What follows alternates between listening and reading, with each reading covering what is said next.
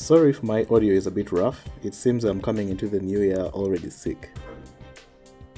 The rules for my favorite games will be the same as they are every year. It has to be a game that I played. No game that I did not play can qualify for my list. As usual, of course, I was not able to play everything that came out in the year. I don't have that kind of access or the funds or the time to play everything. So there are a few games I'll mention. You can consider them the ones I just didn't get around to: Final Fantasy 16, the PC release, Nine Souls, the Silent Hill 2 remake, Pacific Drive, Children of the Sun, and the Beyond Good and Evil PC release. These are games that I was interested in, I thought I might like, but I've just not gotten around to playing enough of them. I'm going to again try to keep this video short. It's a task I've given myself every year and I've failed to achieve it, so hopefully this will be the one. First up is Space Marine 2. Now, I am not an experienced Warhammer guy. I've not been into it for long, and I consider myself casual at best.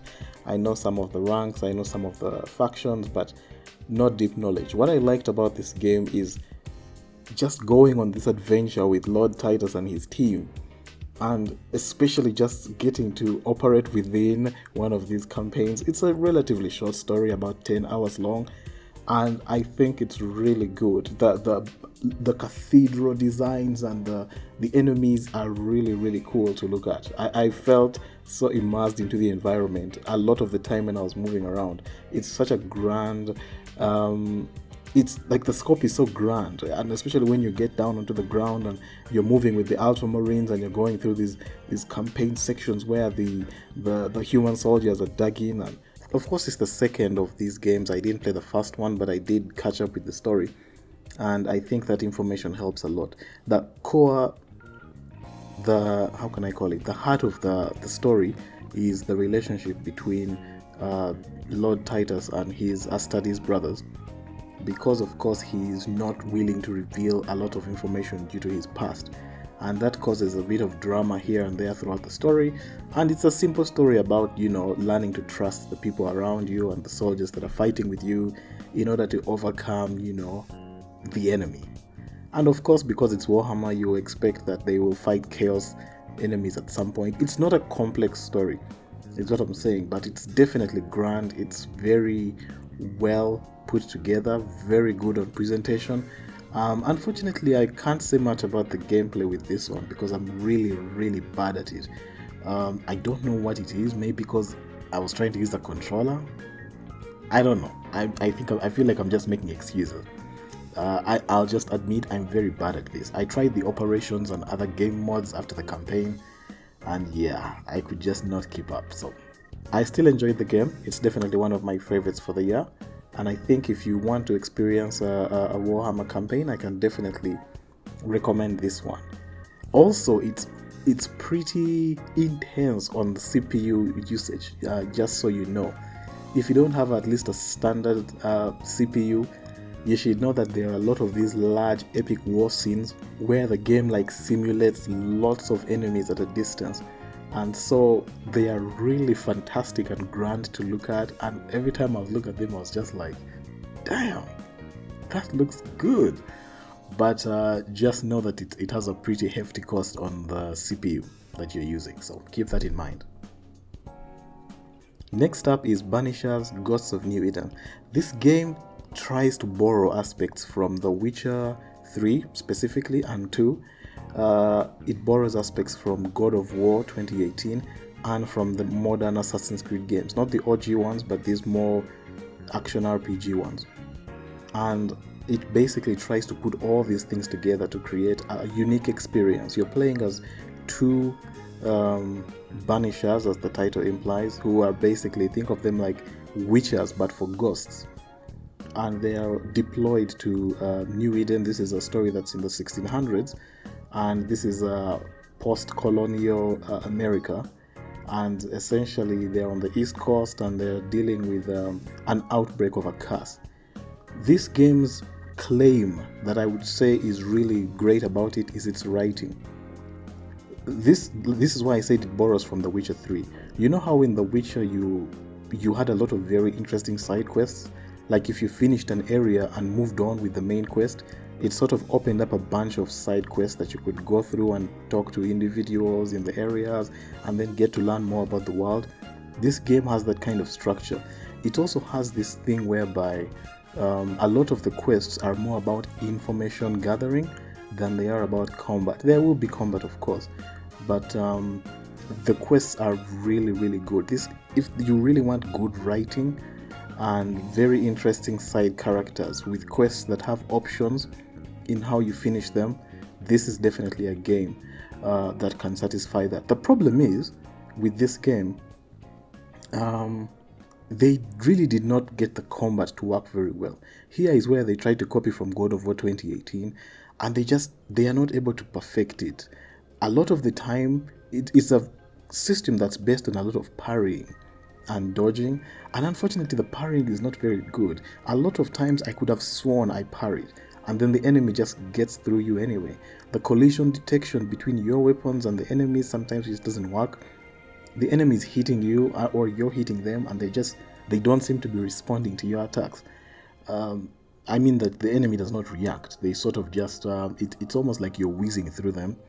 If you're not looking at like the health bar, you won't even know that if these 3D models are actually colliding with each other. So this is a game where I would say thank goodness it has a demo. If you're interested in this game, check out the demo first, see how that combat system feels. This is not a game I would recommend like off the bat. I would say check out how the combat feels to you. If you think it's okay, then you should check it out. If not, it might be a tough sell. Maybe lower the difficulty, that way you can just ignore the combat and focus on the writing instead. And now I tried to do that myself. I played on easy mode, but easy mode is so brain dead that I basically just had to take it back to normal so I don't fall asleep. But then also there's a story mode. I don't even know how that works, because I feel like easy mode is basically like the game is on autopilot. I don't know how there can also be a difficulty lower than that. Anyway, that's a tangent. I love this game for its writing. If you're interested in giving it a chance, probably get it on sale. It's created by Dontnod. These are the team that created the original Life is Strange. You know, when Life is Strange was still worth checking out. If you're interested in that, I would highly recommend it for the writing specifically. So, continuing on the aspect of writing, the next game that was one of my favorites was Indica. This is a game about a nun who is possessed by the devil, and you're on a quest to deliver a letter, to another convent, and you encounter a couple of interesting characters along the way while you look into this character's mental struggles. The best way that I can describe Indica, to put it in short form, is that it does everything that Senua's Saga tries to do, but it does it well, minus the graphics. This is a story that I think is very interesting. It's very short, unfortunately, so if you're not into that, just keep that in mind, but it does try a few interesting things. I'm not sure how much I can say about this game without spoiling it, but I can say that it definitely asks some hard questions about religion, and it also has some pretty interesting sections regarding gameplay. If that's the kind of thing you're interested in checking out, it's definitely one of the more unique experiences this year, and as an indie game I think it does really well. But again, just like, this is a very tiny game compared to Banishers. This one I would definitely say get it on sale. It's really, really short, and it doesn't really have replayability, but it's still a very memorable experience. Next up is The Lost Crown, Prince of Persia. This is the best Metroidvania for this year, among the new ones. I play quite a bit of Metroidvanias. I did play Astral Blade Awakening. I'm not counting Hollow Knight, because that's obviously not from this year. Otherwise, Hollow Knight would be the best Metroidvania that I played. But within those that came out this year, this is the game. I already made a video talking about how sad I was that unfortunately this game got caught up in Ubisoft's misfortunes for the year. But I think it's a really, really solid title. It definitely does a lot of good work. in terms of setting up its environment and all the little secrets that you discover as you move along. This is one of those games where you can play through the main campaign like without stopping and basically miss half of the secrets that are in the game. I would say that if you're going to play this game, at the beginning it offers you an explorer mode and a guided mode. Go with the explorer mode. Do not turn on the guides to show you where to go. The way that this game works and unfolds is so much more engaging if you don't know exactly where to go and you kind of sort of figure things out for yourself as you go along. Definitely, I would say check this out. The writing is not the best. It doesn't have a very interesting story, at least to me, but the gameplay and the Metroidvania world definitely they make up for it a lot. Next up is Mouthwashing. This is a game that I can only recommend on sale again, although it's really cheap to begin with. But I would say this is all about the writing. It's one of those games that you can only really experience once or twice. It's about 2.5 hours long, but the story here is so powerful. It's one of those that I say if you're into narrative games, you should check it out. It's one of those where you can actually just go watch it on YouTube if you want, but I would say it's different. Just like with a lot of horror games, you could watch them on YouTube, but you will really get a different experience if you play it for yourself and experience all this stuff while you're the one controlling the character. Again, it's one of those where the story is so unique, I can't really say much else except that it tackles quite a number of interesting and topics and tackles them in an interesting manner. There is definitely a certain level of genius in how this is told, and whoever this person is, this group that created this game, I will definitely be watching for everything else that they do. Alright, so now we are moving to top 3, I think. No, one more before the top 3. That's Balatro. Balatro is the most addictive game that came out this year. It took me a while to check it out, but I saw a bunch of big creators like Bricky talking about how addictive the game is, and eventually I did try it out for myself. And I can tell you that it took me a while to get into it. I'm still not good at it. I've played for over 20 hours and I have only 3 wins. But this is a game whereby once you get into it, it's very, very difficult to put down. It's basically a poker simulation game. You try and create hands out of your cards, the poker hands, and then you have these multipliers, these special effects called jokers that are randomly provided to you like in any roguelike game, and then you use your hand and your jokers to sort of work together, multiply and give you points. And once you get the hang of it, trust me, you're not getting out. So I would say that if you value your sanity, try Balatro and good luck. Hopefully you don't get too addicted, but I was surprised by how many people were surprised that it was nominated at the Game Awards, and I was like, Balatro is insanely good. If you haven't played it for yourself, you really should, just to see what the fuss is about. Alright, that is that. Now, top 3. Marvel Rivals. This game made me so happy because it feels like, and I hope this is not disrespectful to say, but it feels like Overwatch is back. The original Overwatch, before Blizzard completely screwed it up. It's just nice to have that game back. 6v6. 2 tanks, 2 supports, or whichever random combination the casuals want to use. I've been having a great time with Marvel Rivals. It plays really well, the netcode is pretty good, the character designs are really fantastic, but I will actually say that this game made me realize how out of date my information regarding the Marvel Universe is. Like, Wakanda is an intergalactic empire now? Who the hell is this version of the Iron Fist? Who is Sai and why is she Psylocke? Where is Betty Braddock? There is so many characters and so much lore in this universe that I don't understand. 2099, it's a whole city full of spider people. I thought that was just a thing in the Spider-Verse, but it made me realize that, granted I'm a DC guy, not really a Marvel guy, but still, I'm surprised by how out of date most of my knowledge of these characters is. So I guess that was also interesting to learn. Marvel Rivals is definitely... It's taken over my free time since it came out, and I can tell you that I have really, really enjoyed playing the game. I'm still enjoying it. It's basically my daily driver now. It's the game that I put a few minutes into every day, and I think it's over the next few months, if they don't pull a Helldivers 2 and screw it up, I think it will remain my daily driver for the months to come. Hopefully they keep doing well and they don't, introduce some ridiculous update to one day completely nuke the game out of orbit. That's usually what happens with these live service games. Now down to my top 2. I debated which of these I should make number 2 and which I should make number 1. In the end, this is how they will end up. Number 2 is Black Myth Wukong. This is the Souls-like for the year that I really enjoyed. I didn't get to play Enotria, but at least I put a lot of time into Black Myth Wukong. I had a lot of fun getting my teeth kicked in and trying to master the various enemies. It's basically a boss rush game. You just move from one boss to the other. I personally liked a lot of the designs. I liked the storytelling that's done on the side through those the codex entries that you unlock while you fight the various characters. Those were very interesting to read. I took a good number of evenings to just sit down and read through that stuff. They have these fantastic animated sort of music video cutscene things between each of the chapters, and the actual combat itself is pretty nice. This game does not have functional parrying and blocking. It's primarily based on dodging, and so the game has to be built around that, which was very interesting to engage with.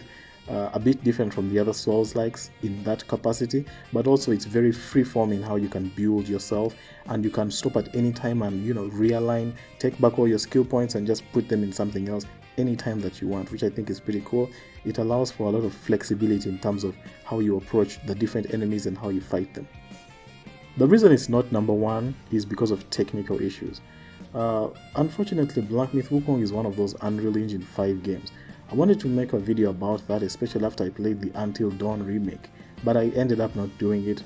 Unreal Engine 5 is still a bit of a task. It's very heavy on a lot of games, and Black Myth Wukong is one of those where the implementation was just not very good. I had to use mods to get the game to run in a stable manner, and every time I start the game, I have to fire off all my transformations, because the first time you fire off any of the transformations, the game spikes heavily and hitches. So if you get into a boss fight and you haven't done one of the transformations since you turned the game on, it can sort of freeze mid-fight, and you can get like a free hit, landed on you. So eventually I had to, every time I start the game, I do all the transformations just so that the models get into the game's memory, and then I can start using them freely as I'm playing. And just that kind of stuff, I think they should do better the next time round, is what I'm saying. Other than that, Black Myth Wukong is definitely a fantastic game. It looks great thanks to the Unreal Engine, and it plays well, but I hope that given the financial success, I'm assuming we'll get a DLC or a sequel. I hope they really work towards, getting this engine under control by then. This leaves, of course, only one game, and it's Metaphor ReFantazio. This was my favorite game of the year. It edges out Black Myth, as I say, just based on the technical performance. This one is a lot more stable because, of course, it's a much lighter, simpler game based on the Persona 5 engine. Metaphor greatly improves a lot of the things that I like about Atlas games. It also deals with a lot of the problems I have with their games. Now, I'm trying to judge what I should and shouldn't say, because I have a script that I've written for this game that I'm currently working on, and I want to leave most of this material for that video. But I will say this: I enjoyed the change of the way that the gameplay works in this engine. In most of the Atlas games in the past, the main character is the only one that has what they call the wild card. In the Persona games, the main character has what they call the wild card, the ability to use any persona that they want. This changes their stats, but the rest of the team is always stuck with just their main, whatever their law-based persona is, and that determines their stats, their elemental weaknesses and strengths and such. With this game, this ability has been given to all the characters through this thing called archetypes, and because of that, you can sort of freeform any type of RPG party you want. If you want 2 tanks, 2 magic users, if you want all dexterity based, if you want all tanks, all damage dealers, you're free to form any type of RPG party that you want. And I believe that this is what makes the game fun. It allows the developers to play around with all the different types of enemies. They give you enemies that are insane if you come with the wrong party composition, if you come with the wrong items. The game does not pull its punches when it comes to a lot of the enemy designs, because you as well are given a lot of power in terms of what kind of team you can build for yourself. And I like that. I like the increase in the amount of autosaves that are in the game. This is basically what... Now, this is technically not a sequel. It is a new IP, but in the spirit of Atlas games, to me it feels like a sequel, kind of like what Elden Ring was for the other Souls-like games from FromSoft. That's what this feels like to me when compared to other Atlas games. I genuinely enjoyed my time with this game. Now, there are some issues with the story, especially towards the end, but not enough to crumble the experience. The gameplay holds up from beginning to end. The writing for the most part is good. I will get into those further details when I release that video. It's a very long one. Other than that, those are my favorite games of the year. If you've made it this far, thanks for listening, and I wish you happy holidays and a great 2025. Thank you.